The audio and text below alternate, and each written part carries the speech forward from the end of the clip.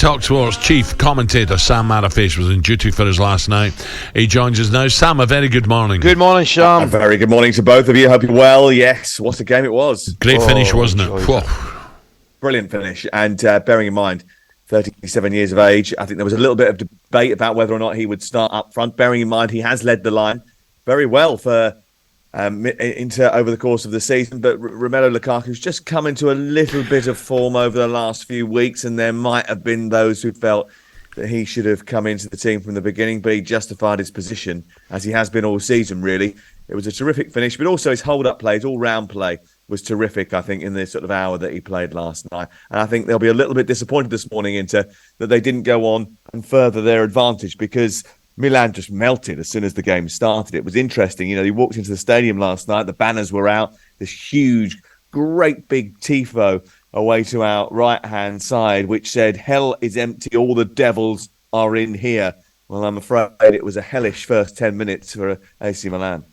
Game actually could have been put to bed, Sam. I was watching it and I must admit I fancied Inter, but I couldn't believe the start they made. Obviously the two goals, Dzeko and Mkhitaryan. Also was it Calhanoglu has a great effort that hits the outside of the post. Yeah. And then with the kind of, well, not bizarre's maybe too strong a word, when the referee gives the penalty, goes over and then decides he made a mistake. What was your take on that, Sam? Because I'll be brutally honest with you, I watched it half a dozen times. I couldn't make my mind up. I actually didn't think there was enough for him to change the initial decision, and I'm half thinking he catches him, but it's a kind of delayed reaction. Well, I think from a football purist point of view, we're not giving a penalty for that. Mm-hmm. But in the world of VAR and the world of European refereeing, I think there's definitely a surprise amongst those who have watched a lot of Champions League football that the decision was overturned. 31 minutes on the clock, pivotal moment in the tie, really, because if it goes 3-0, I think there's every chance that Milan are finished and Inter are cruising through to the next stage.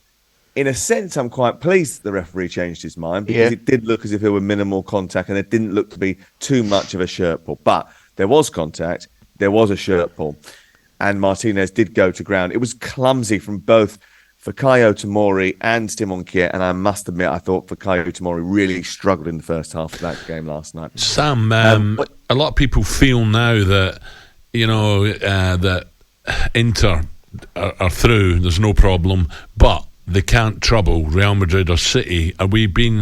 Should be a little bit careful that if that is the case and they do come through into the final of the Champions League, that automatically we think, well, City or Real Madrid will hammer them. You know, it's a final. You know what the Italians are like in finals. Yeah, I would have thought that they would have applied themselves a little bit better actually in the semi-final, to be honest with you, especially Milan. Inter look very strong, calm, composed. They have been that over the last few weeks. They've got a great defence in Darmian, Acerbi and Bastoni. I'm not sure that Milan could hold a torch to Manchester City or Real Madrid. In fact, having watched Milan over the course of the season, this is a team that should have been knocked out by Tottenham, were dismantled by Chelsea, and have just been opened up in their own stadium in the first 10 minutes of a semi-final. They didn't approach the game in the right way. They looked lost. They looked passive.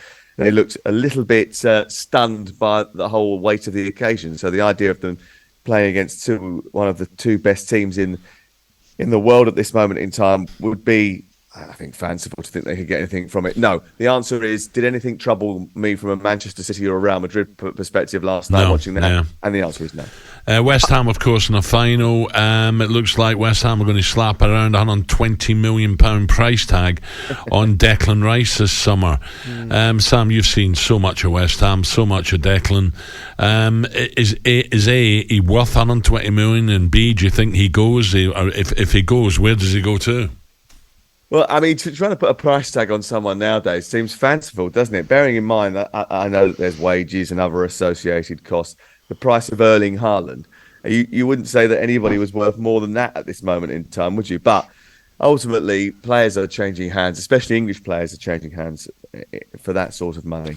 And if that's what West Ham are going to slap on him, and if that's what someone's prepared to pay for him, then he is worth every penny. I'll tell you what I think. I think he's a terrific player. He was brilliant on Sunday night. I was at the London Stadium on Sunday night for the Manchester United game. What a performance that was. Majestic, the way he read the game, the way he anticipated the problems, the way he solved the problems, and how he affected the game at the other end of the pitch. Yeah. I think he's a He's brilliant. player. Great personality. Sam, where are you when the action just keeps on coming? Where are you at the weekend? What have you got to look forward to? It's a great question, that. Where am I at the weekend? Quick glance at the diary. You're second in a recent poll. You come second behind Europe's most travelled man in Adrian Durham. You're just behind him, Sam. So you need to get to work on it. I've got a little bit of a gap to make up there, haven't I? Newcastle away at Leeds on Saturday. Early kick-off. I am popping into Harrogate actually on Friday night for a little special romantic meal because I am one of Europe's most travelled men. I thought I'd better take Mrs. Matterface out for some semblance of romantic duty. So we're going to Harrogate. Fish and chips. Harrogate, beautiful, beautiful, mate. You'll have a lovely Friday night there. Lovely Friday night there. Right about that. And then Sunday is the Women's FA Cup final, but we've also got loads of games going on. So we're doing the Sunday session from the Women's FA Cup final. Chelsea had a big one last night, didn't they? Was it 6?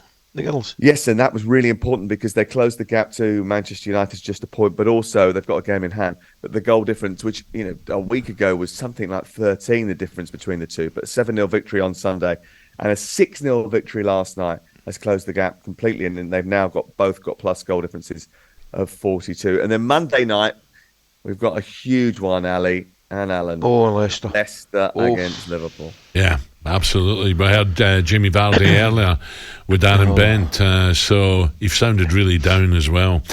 Sam, listen, great. Look forward to it. Thank you very much. Have a good day, mate. Now, don't forget, tonight on talkSPORT, we bring you West Ham's Conference League semi-final first leg as their quest for a first European trophy since '65. The Cup Winners' Cup continues.